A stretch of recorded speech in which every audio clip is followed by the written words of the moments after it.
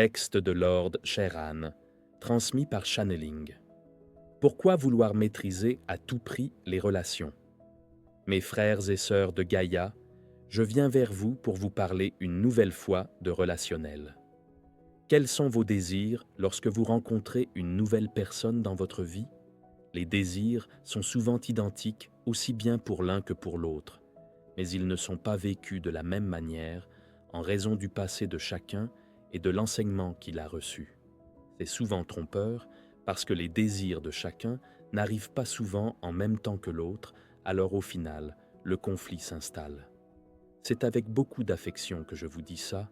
La meilleure façon d'être en phase avec quelqu'un, c'est de ne rien attendre de l'autre.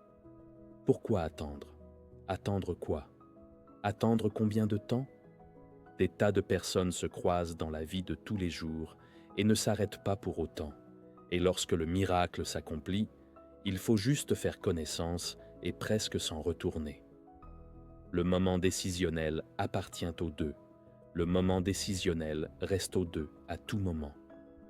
Tout serait plus simple dans tous les domaines professionnels, amicaux et sentimentaux.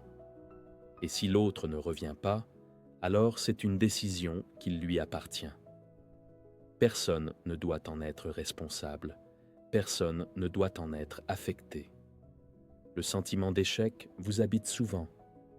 Pourquoi? Pourquoi entrevoir ça en échec? Pourquoi rendre responsable l'un ou l'autre de l'échec? Pourquoi des regrets?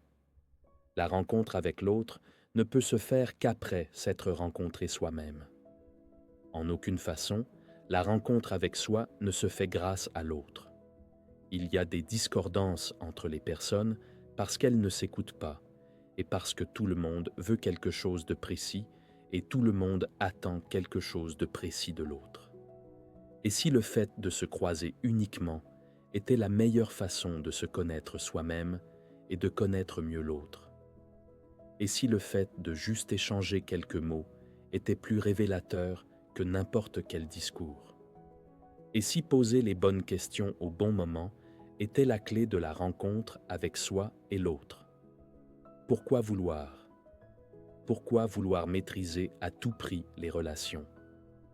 Pourquoi s'accrocher à l'autre? Pourquoi s'attarder sur une situation en somme toute simple? Pourquoi vouloir conserver une relation? Pourquoi vouloir garder l'autre? Est-ce une bonne relation de vouloir? Avez-vous une bonne raison de vouloir continuer? C'est à vous de définir votre vie, mais en maîtrisant vos émotions, vous ne pouvez que vous alléger en direction de l'ascension. Votre cœur se doit de se détacher afin de se lier avec les autres pour des relations saines. Je remercie tous les lecteurs et je remercie toutes les personnes qui s'investissent dans ce travail d'ascension, quel que soit leur poste ici-bas. Merci de votre écoute et à bientôt.